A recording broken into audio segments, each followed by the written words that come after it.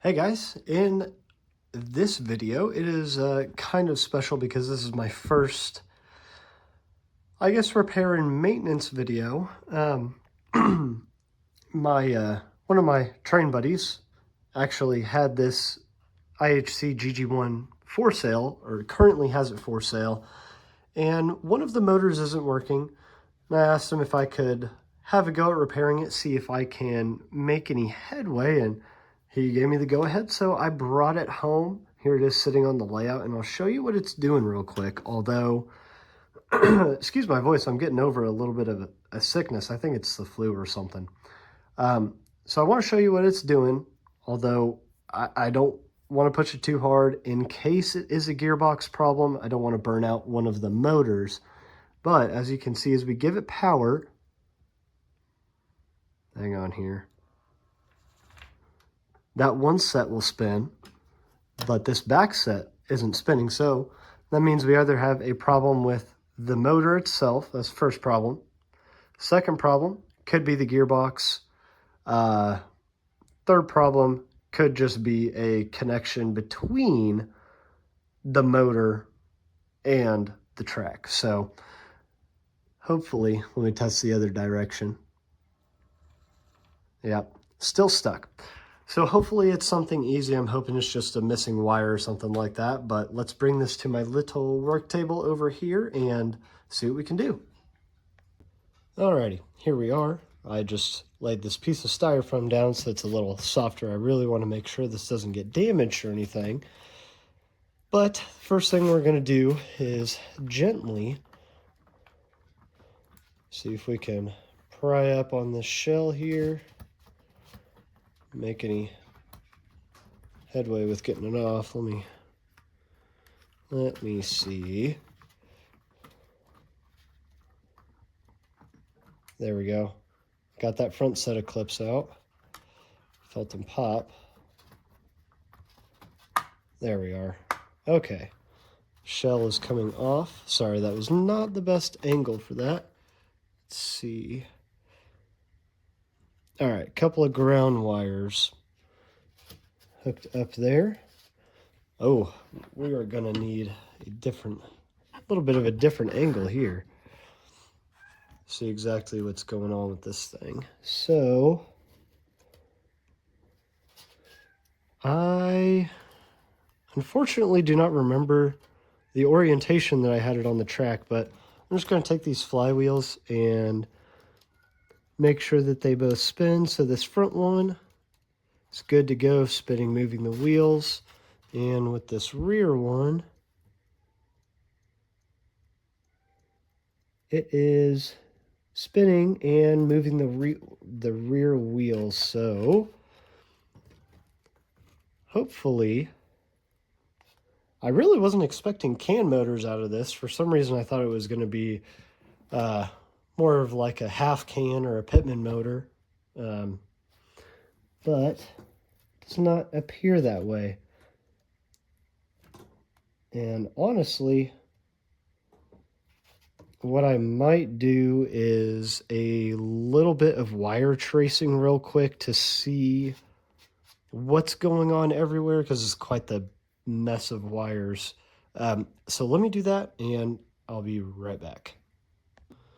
All right, I have taken a look at everything and also seen or confirmed which motor is having which problem. So this is the running motor, this is the problem motor. And as far as the electrics in this thing, we have one side of the power coming in on the blue wires, other side is coming in on the red wires. Splitting off, the red goes directly to each motor. Same with the blue, and then there are takeoffs for the lights, and it appears to have directional lighting as well. So that's pretty cool. But as far as what the problem is, I think that this is the best case scenario right here. Found this coming off the motor wire, so it's still, the resistor is still on the motor, but this has come undone. So I am going to check this side as well, just to kind of see if these solder connections are good. I just give them a little push, a tiny wiggle of the wire, and that'll tell you if the wire is frayed and going to come off, or if the solder joint is bad as well. Because if you don't use solder or don't heat up both of the parts that you're soldering, or wires, what have you, you won't have a proper bond. So I think that's what happened here. You're going to have to ignore my cat. He's trying to get out here.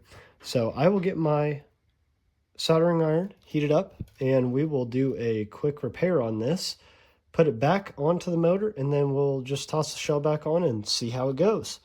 Depending on how it runs after that, I might dive a little deeper and just fully maintenance the trucks. The wheels are...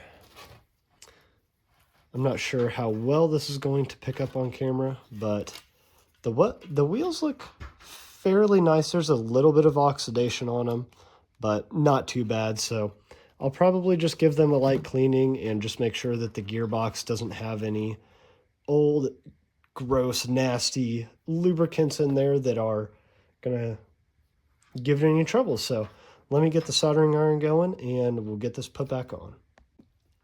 Okay, soldering iron is warmed up. Let me just move this really quick here so you guys are able to see what I'm doing. I thought I would need that.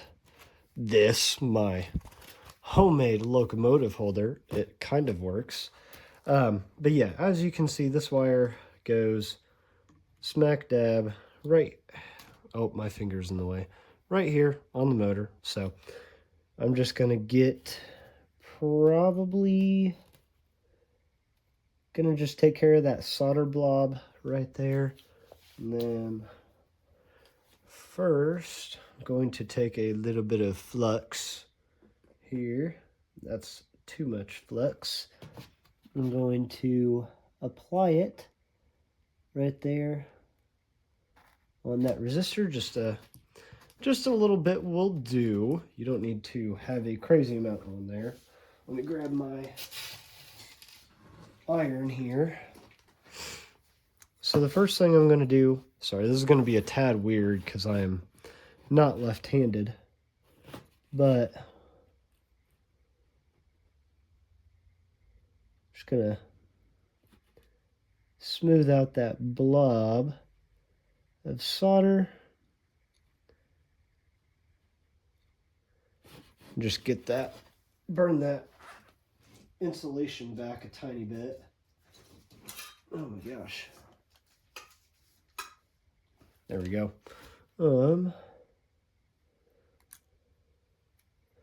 Yeah.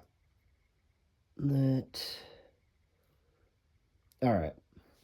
And then with my wire as well, I'm just going to take the whole thing of flux, take my wire and just give it a little boop.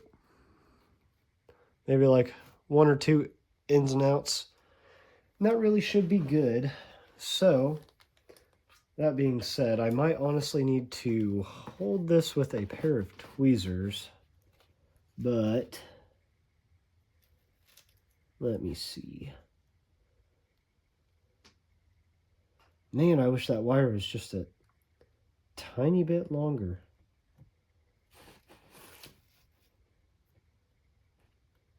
That'd be nice. Okay, we're gonna have to go lefty for this. I just can't get that wire angled how I want it. There we go. That's a little better. Maybe it'll just kind of sit right. Okay. Yes, it is tweezer time. Oh.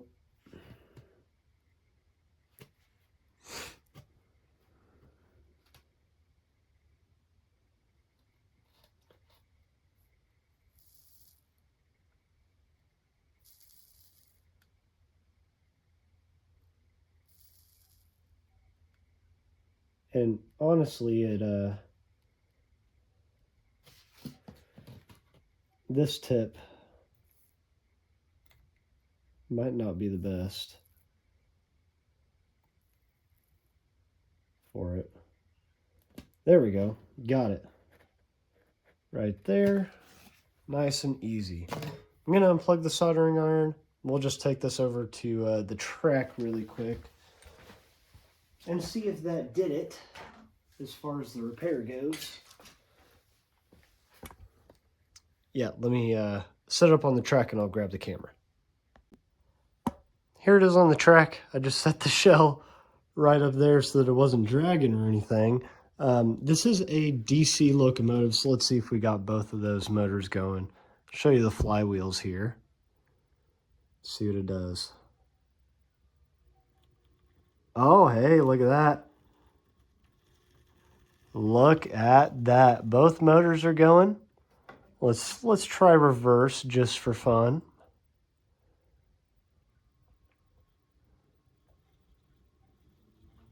Oh my gosh, that's like with hardly any power as well. Super smooth. Probably just needs a little wheel cleaning and some maintenance. So I will do that off camera and get it all put back together. Just to make sure that everything is going to be running as smooth as it can be. And then I'll show you with the shell on. We'll throw some cars behind it, maybe even have it pull a short Pennsylvania train, which would be kind of funny, even though this is a Conrail. So yeah, let me take care of that real quick, and then we'll see this thing in action.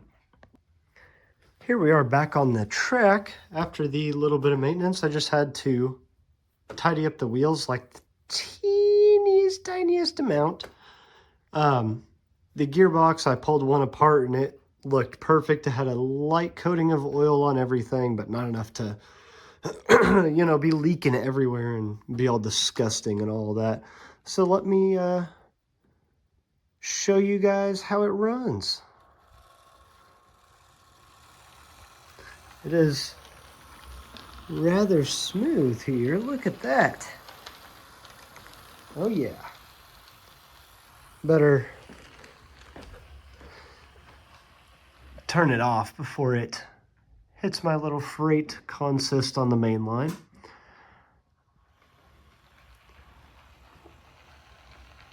But I would say that she is up and running again, nice and smooth. So, with that being said, it's going to wrap up this video. Fairly soon, we will be installing the DCC decoder in the SD60. But I will catch you guys in the next one.